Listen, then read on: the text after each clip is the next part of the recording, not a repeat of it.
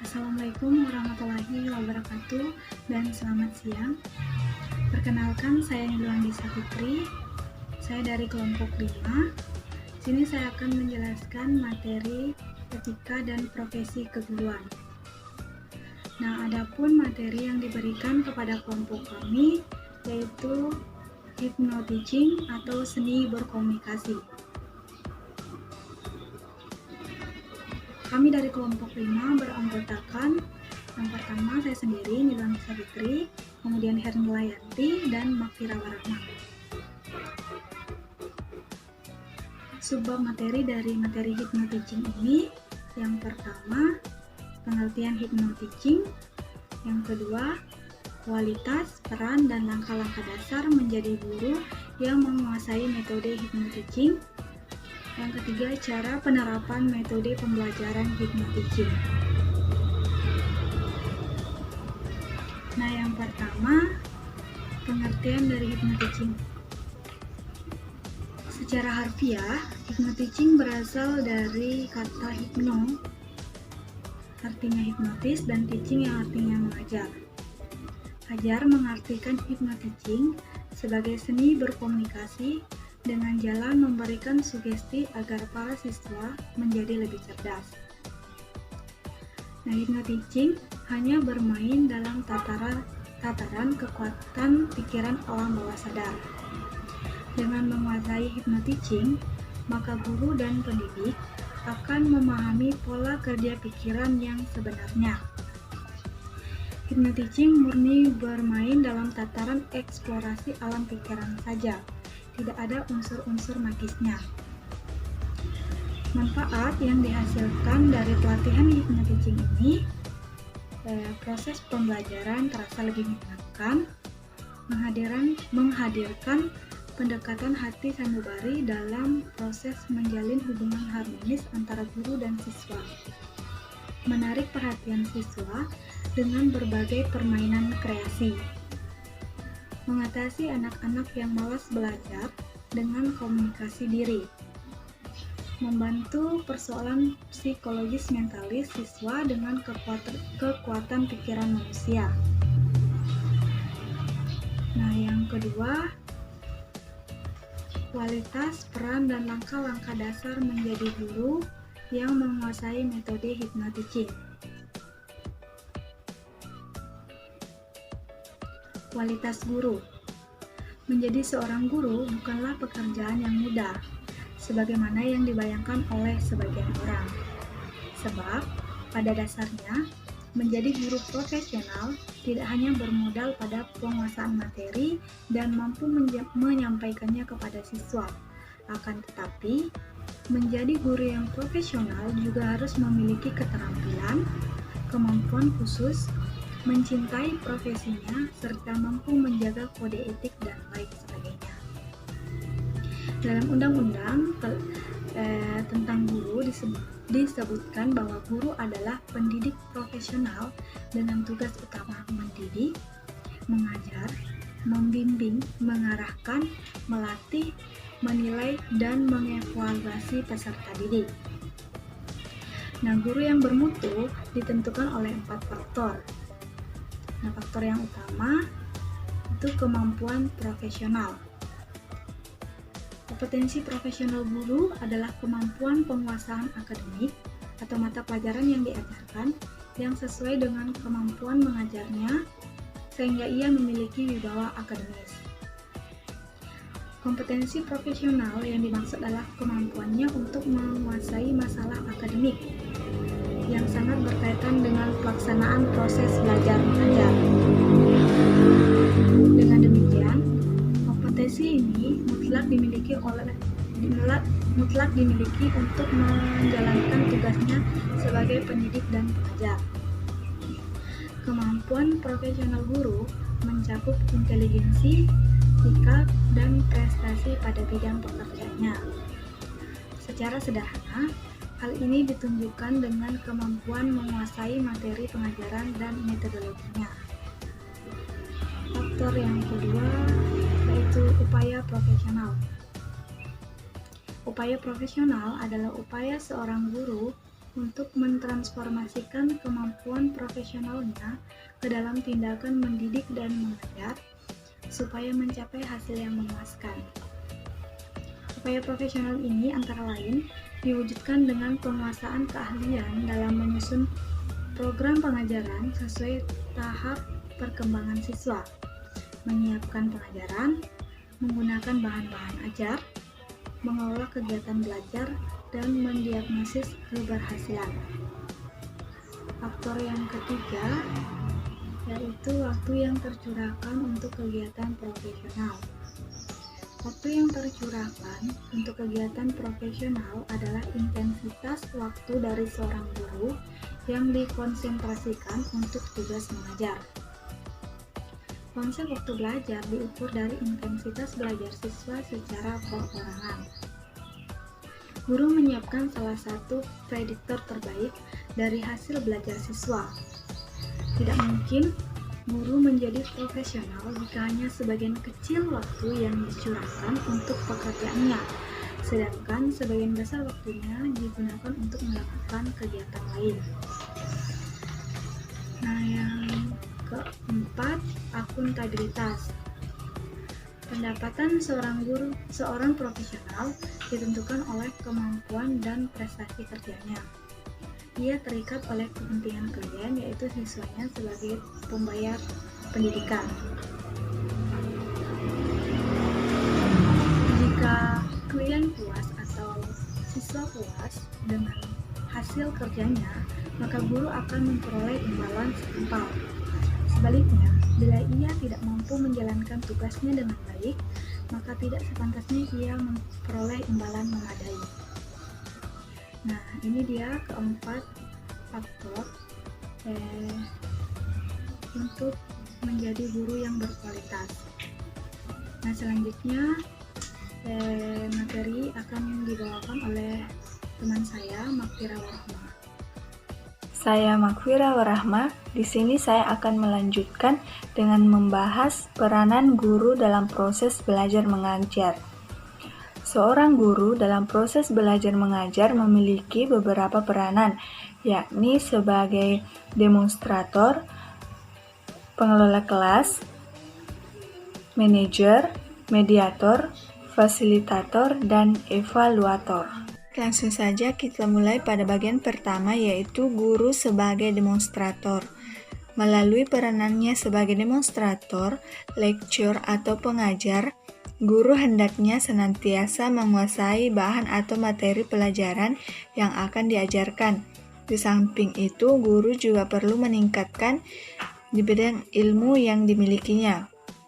Salah satu hal yang perlu diperhatikan adalah bahwa dia sendiri adalah seorang pelajar. Berarti seorang guru harus belajar terus-menerus sehingga dapat memperkaya pengetahuan untuk bekal dalam melaksanakan tugasnya, serta untuk mempertunjukkan kepada siswa segala sesuatu yang dapat membuat siswa dapat mengerti dan memahami setiap pesan yang disampaikan. Selanjutnya yang kedua, yaitu guru sebagai pengelola kelas. Dalam menjalankan perannya, guru hendaknya mampu mengelola kelas sebagai lingkungan belajar dan merupakan aspek dari lingkungan sekolah yang perlu diorganisirkan. Lingkungan ini diatur dan diawasi agar kegiatan belajar terarah pada tujuan pendidikan. Maksudnya, upaya yang dilakukan guru dalam mengelola anak didiknya dalam kelas, yaitu dengan memilih strategi dan metode pembelajaran yang efektif, serta menciptakan atau mempertahankan suasana atau kondisi kelas yang mendukung program pengajaran atau mencapai tujuan yang telah ditetapkan. Selanjutnya yang ketiga, yaitu guru sebagai manajer. Sebagai manajer, guru wajib membimbing pengalaman siswa ke arah self-directed behavior. Salah satu manajer kelas yang baik adalah menyediakan kesempatan kepada siswa untuk sedikit demi sedikit mengurangi ketergantungannya pada guru, sehingga mereka mampu membimbing kegiatan sendiri atau dapat belajar sendiri Peran guru sebagai manajer melakukan pembelajaran adalah proses mengarahkan siswa untuk melakukan kegiatan dalam rangka perubahan tingkah laku, yaitu kognitif, efektif, dan psikomotorik menuju kedewasaan. Selanjutnya yang keempat yaitu guru sebagai mediator. Dalam peranannya sebagai mediator, guru hendaknya memiliki pengetahuan dan pemahaman yang cukup tentang media pendidikan. Sebagai media pendidikan merupakan alat komunikasi untuk lebih mengefektifkan proses belajar mengajar. Guru tidak hanya cukup memiliki pengetahuan tentang media pendidikan, melainkan juga harus memiliki keterampilan dalam memilih dan menggunakan media itu dengan baik. Serta dalam menggunakan media pendidikan harus sesuai dengan tujuan, materi, dan metode yang digunakan.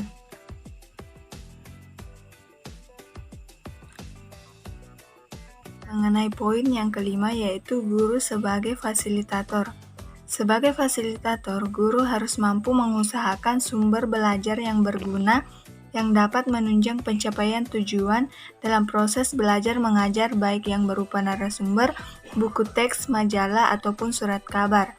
Sebagai fasilitator, guru dapat memberikan pelayanan untuk memudahkan siswa dalam kegiatan proses belajar mengajar. Pada poin yang terakhir atau poin yang keenam yaitu guru sebagai evaluator.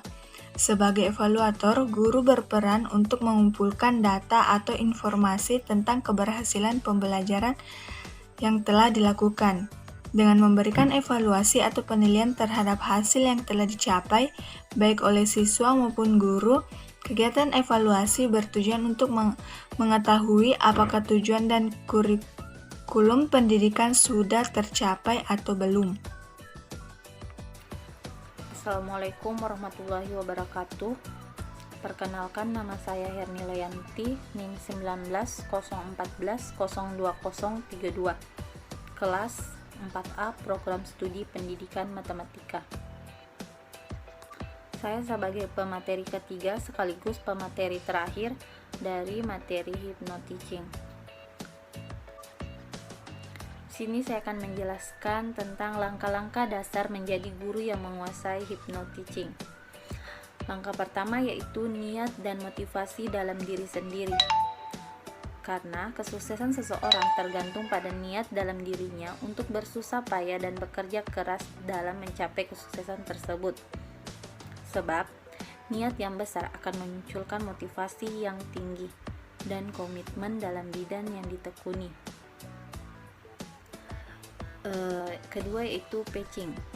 Patching berarti menyamakan posisi, gerak tubuh, bahasa, serta gelombang otak dengan orang lain atau siswa.